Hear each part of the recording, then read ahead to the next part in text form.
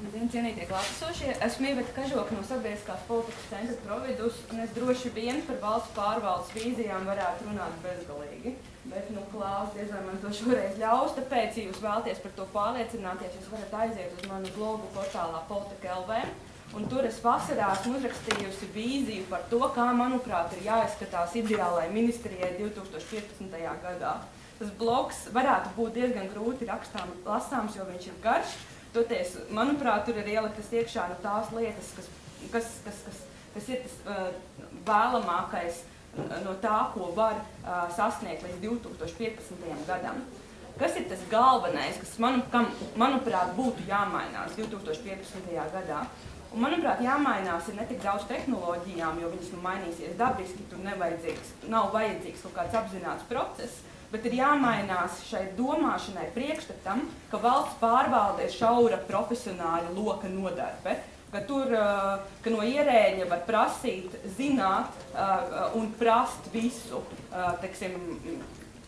vai arī prasīt no viņa atrast un pazīt personīgus cilvēkus, kas varētu dot viņam visu informāciju, kas vajadzīga viņa darbam.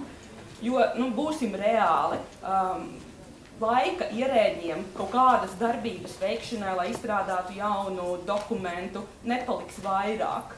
Viņiem arī visticamāk nebūs daudz vairāk statistikas un labu datu, ko ražos pati valsts pārvalde, lai, labi atrisinātu kādu problēmu.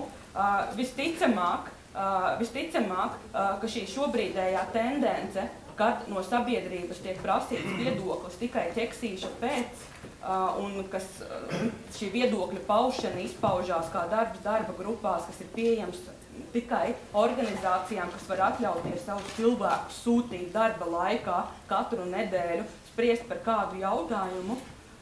Es ceru, ka šī tendence pazudīs, jo 2015. gadā, mainoties tehnoloģijām, par normu kļūst valsts pārvaldes un dažādu jomu entuziastu, neprofesionālu entuziastu kopdarbība.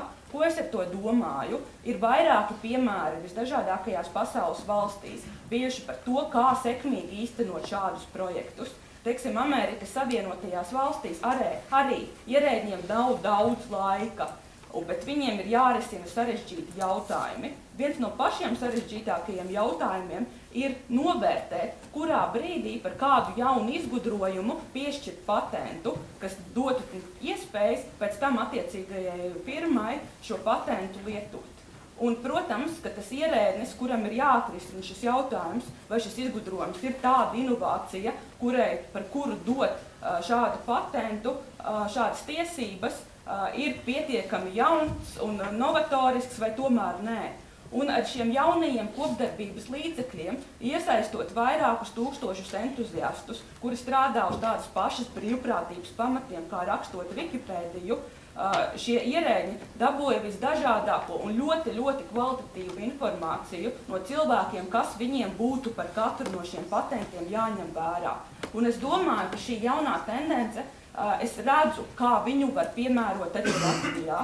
Ar likumiem un ministru kabineta noteikumiem ir regulēts, kādiem uzrakstiem ir jābūt uz cigarešu paciņām vai kādām bildēm, lai tā būtu pietiekami biedējošas, lai atturētu cilvēkus no smēķēšanas. Bet es nedomāju, ka no šiem pašreizējiem uzrakstiem ir liela jēga. Varbūt ir vērts izsludināt konkursu, varbūt ir vērts pajautāt caur Twitteri vai tam līdzīgi cilvēkiem, kuriem ir kaut kādas speciālas zināšanas, vai tie ir psihologi, vai tie ir antropologi, vai arī tie vienkārši radoši domājoši cilvēki, nākt ar idejām, vai arī, kādiem jābūt brīdinājumiem spēļu zālēs, vai arī, vakardienas diskusija Twitterī. Es pamanīju, ka cilvēki, tā prasti sakot, cepās par to, kādi šobrīd būs jaunie noteikumi dīdžejiem, lai saņemtu licences. Arī, manuprāt, tā cepšanās būtu bijusi stipri mazāka, ja jau tad, kad vēl ierēdnis domāja, vai viņam sāk strādāt pie šī dokumenta vai nē, viņš būtu uzdevis konkrētus jautājumus, ko sabiedrisko attiecību darbinieki būtu caur Twitteri nodevuši plašai sabiedrībai, kas ļautu šim ierēdnim noskaidrot konkrēto šī dīdžeja darba specifiku. Manuprāt, manuprāt, šādu piemēru ir ārkārtīgi daudz. Es vēl pieminēšu tikai vienu. Ja jūs atceraties, arī nesen bija terminoloģijas komisijas atzinums par to, kā rakstīt vārdu Twitteris, kā viņu latviskot, vai kā čivinātava, vai kā Twitteris ar, es nezinu, 2 T vai ar 1 T. Un parasti, kad mēs uzzinām par šādiem lēmumiem, kā mēs par viņiem uzzinām, mēs vienkārši kādā dienā pamostamies, paskatāmies internetā vai izlasam avīzē, ka terminoloģijas komisija ir nospriedusi, ka šim vārdam būs būt rakstītam šādi. Bet tikpat labi, ja mainītos šī domāšana, ja mainītos pieeja valsts pārvaldes jautājumiem, būtu aicinājums jau iepriekš sūtīt cilvēkiem priekšlikumus, kā viņiem šķiet, kādi varētu būt varianti. Ja šie varianti būtu līdzvērtīgi, varbūt cilvēki paši varētu balsojot izšķirt par to, kurš no tiem ir labāks. Manuprāt, tas kā tāds rezumējums par šo tēmu ir, ka Latvijā ir daudz vairāk cilvēku, kas spēj dot interesantas idejas, kompetentas atziņas, nekā spēj satilpt vienas konkrētas ministrijas vai iestādes apspriežu telpā. Un tūkstoši cilvēki, kas entuziastiski domā par kādu tēmu savā brīvajā laikā, visticamāk nāks klāt ar daudz jaukākām, interesantākām un iedarbīgākām lietām nekā 5 cilvēki, kuriem tas ir vienkārši darba pienākums. Tā kā, manuprāt, 15.